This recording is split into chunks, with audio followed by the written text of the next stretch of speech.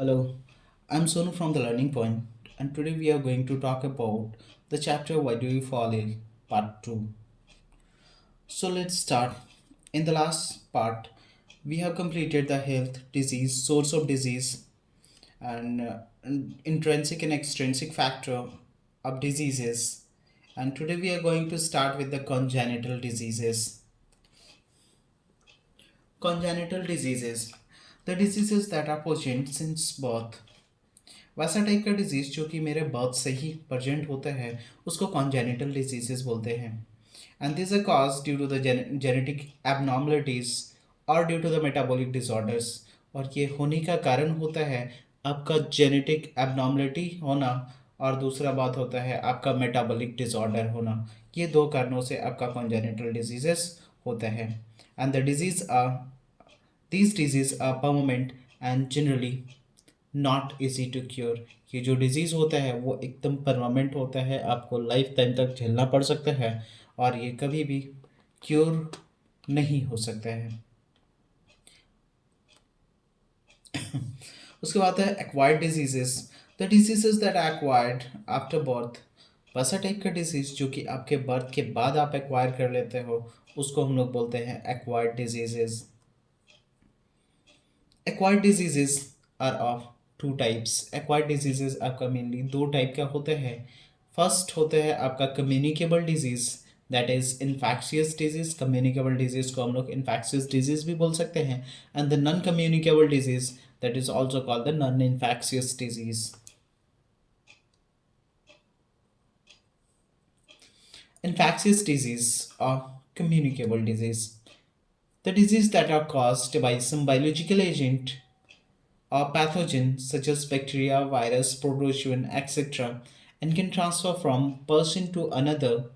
Hence, it is also called the communicable disease.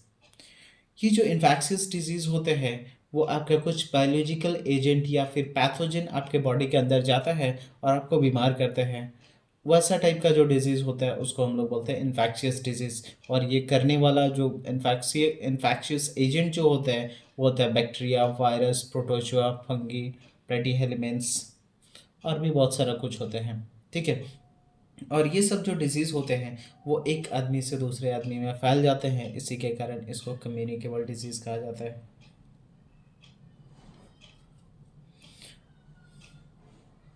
अब मेरे पास है आपका non infectious disease the disease that are caused by the deficiency of some nutrient वैसा type का disease जो कि आपका किसी भी न्यूट्रिएंट के कमी के होने के कारण होता है या मेटाबॉलिक डिसऑर्डर होने के कारण होता है उसको क्या बोलते हैं नॉन इन्फेक्शियस डिजीज जो कि आपका एक ही आदमी पे रहता है वो एक आदमी से दूसरे आदमी पे नहीं जाता है अगर कोई आदमी बचपन से बह रहा है तो वो किसी ट्रांसफ़र नहीं कर सकता है अपने मतलब अगल बगल वाले किसी को वो ट्रांसफ़र नहीं कर सकता या ट्रांसफ़र होते नहीं हैं वो मे भी हो सकता है कि वो आपका नेक्स्ट उसका ऑफस्प्रिंग आए उसमें आपका कैरी कर सकता है लेकिन वो आपका मतलब आसपास के लोगों को वो अफेक्ट नहीं कर सकता है उसके बाद आता है acute disease the disease that are described as being acute and their symptom are easily visible in the body is called acute diseases वैसा टाइप का डिजीज़ जो कि आपका तुरंत आता है और आपका सिम्टम आप विजिबल होने लगता है जैसे कॉमन कोल्ड हो गया जैसे ही आपको बुखार होता है तो तुरंत सिम्टम आपको पता चलता है हेडेक होता है उसके बाद आपका बॉडी हीट होने लगता है जिससे आपको पता चल जाता है कि आपको बीमारी हुआ है और इस टाइप का जो डिज़ीज़ होता है इसको एक्यूट डिजीज़ बोलते हैं उसके बाद आता है एक क्रोनिक डिजीज़ किसको बोलते हैं the disease that take month और इवन ईयर्स वैसा टाइप का डिजीज़ जो कि आपका कुछ महीना या कुछ साल लग जाता है उसका सिम्टम दिखने में जब तक आपका अंदर का सेल को वो पूरा डैमेज नहीं कर देता है तब तक वो आपका विजिबल नहीं होता है तो हम उस टाइप का जो डिजीज़ होता है उसको बोलते हैं क्रोनिक डिजीज़ एंड एग्जाम्पल्स में आता है उसका एलिफेंथेसिस एंड ट्यूबरक्लोसिस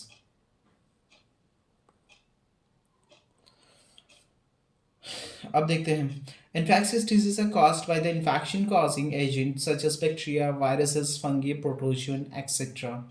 इन्फेक्शियस डिजीज़ जो होता है वो इन्फेक्शन कॉजिंग एजेंट के द्वारा होता है जैसे बैक्टीरिया हो गया, वायरस हो गया, प्रोटोजोआ हो गया, ये सब बॉडी के अंदर में घुसता है।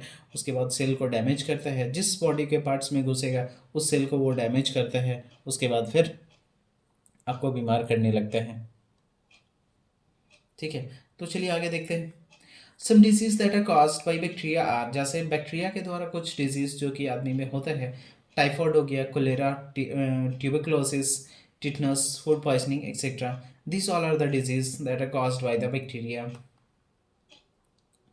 ये सब डिजीज जो है वो बैक्टीरिया के द्वारा होते हैं। उसके बाद some diseases that are caused by the action of viruses, a common cold, influenza, dengue fever, hepatitis, measles, mumps, SARS, AIDS, corona etcetera. ये सब जो डिजीज़ होता है वो वायरस के कारण होता है। जैसे आपका कॉमन कोल्ड हुआ तो वो आपका वायरस के कारण होता है। हम लोग बोलते हैं वायरल फीवर हो गया, इन्फ्लुएंजा हो गया, या फिर डेंगू डेंगू हो गया, हेपेटाइटिस हो गया, ये सब सब आपका वायरस के कारण होता है। एड्स हो गया, ठीक है, सार्स हो गया, कोरोना जो कि हम लोग काफ़ी फेमिलियर है इससे। अभी रिसेंट टाइम में बहुत ज़्यादा डिस्ट्रैक्शन करने वाला सबसे डेंजरस वायरस कोरोना। ठीक है, तो ये भी एक वायरस ही था और इससे आदमी लोग बीमार हुए और बहुत सारी जन का डेथ भी हुआ। Some diseases that are caused by the action of fungi, कुछ ऐसे भी डिजीज होते हैं जो कि आपका फंगी के द्वारा होता है, जैसे athlete's foot, ringworms, skin infection. Generally आपका स्किन इन्फेक्शन जो होता ही है, हर एक आदमी को होता है। आपका थोड़ा अब नॉर्मल इन्वायरमेंट में अगर आप चले जाते हैं तो उस समय आपको आपका इन्फेक्शन, स्किन इन्फेक्शन हो जाता है। तो ये सब होने का कारण होता है फंगी। रिंगवॉर्म, रिंगवॉर्म भी होता है, जैसे आपका दांत खाज खुजली वगैरह जो होता है, ये सब सब आपका फंगी के कारण ही होता है। फंगल इन्फेक्शन बोलते हैं इसको। The diseases that are caused by the action of protozoans, वैसा टाइप का डिजीज जो कि आपका प्रोटोजोआ के कारण होता है, जैसे मलेरिया। मलेरिया भी आपका प्रोटोजोआ के कारण होता है। काला अज़हर हो गया, एमोइबिक डिसेंट्री हो गया। एमोइबिक डिसेंट्री में होता है आपका एकदम वाइटिस टाइप का जो डायरिया होता है उसको एमोइबिक डिसेंट्री बोलते हैं। एंड द स्लीपिंग सिकनेस, आपका दिन भर सोने का मन करना या सुबह में उठने का मन नहीं करना, this type of disease are caused by the protozoans. And the means of the spread of infectious disease, वो मीन्स जैसे कि आपका इन्फेक्शियस डिजीज एक आदमी से दूसरे आदमी में फैलता कैसे है। The infectious disease are spread from the infected person to the healthy person by the various method. Infectious disease जो होता है एक इन्फेक्टेड पर्सन से हेल्दी पर्सन में फैलता है बहुत सारे तरीक़ों से। जैसे हो गया थ्रू द एयर, आपका एयर से फैल जाता है। जैसे आपका आसपास का एयर में अगर आप कोई घर में बीमार होता है और वो क्या करता है, छींकता है, खांसता है, तो उसका जो जर्म्स होते हैं आपका एयर में जाने के कारण आपका जो दूसरे हेल्दी पर्सन होते हैं वो भी बीमार हो जाते हैं। दिस इज़, जैसे वो बीमारी हो गया आपका कॉमन कोल्ड हो गया, निमोनिया हो गया, टीबी हो गया, इस टाइप का बीमारी जो होता है आपका एयर से, एयर के थ्रू फैल सकता है। उसके बाद कुछ ऐसे डिजीज़ होते हैं जो वाटर के द्वारा होता है, गंदा वाटर होने के कारण, जैसे कोलेरा। अगर हम लोग कंटामिनेटेड वाटर पीते हैं तो उससे क्या होता है, आपका आपका कोलेरा हो सकता है, एमोइबिसिस हो सकता है, इस टाइप का बीमारी हो सकता है। एंड कुछ ऐसे बीमारी होते हैं जो कि आपका फिजिकल कांटेक्ट से होता है, जैसे सिम्फिल्स, एड्स, ये सब क्या होता है, फिजिकल कांटेक्ट जो होता है उसके द्वारा होता है ये। अगर आपके मेट को अगर इस टाइप का बीमारी है तो आपको भी हो सकता है।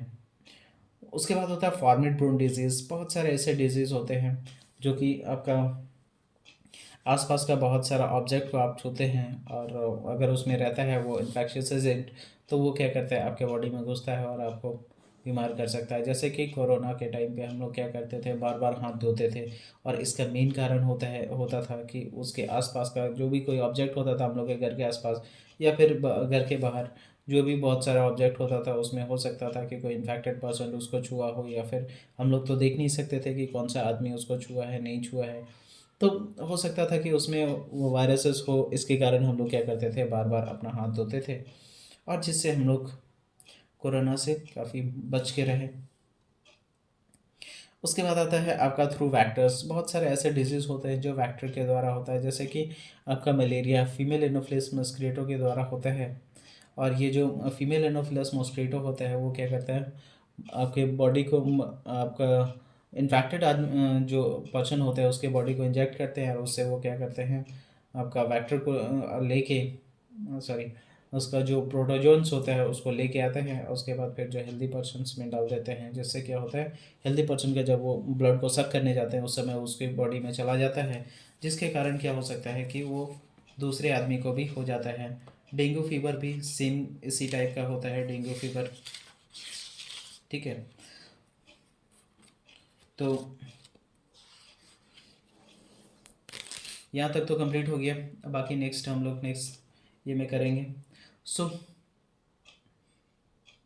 thanks for watching, and if you want to learn more, check out my videos and don't forget to subscribe. Thank you.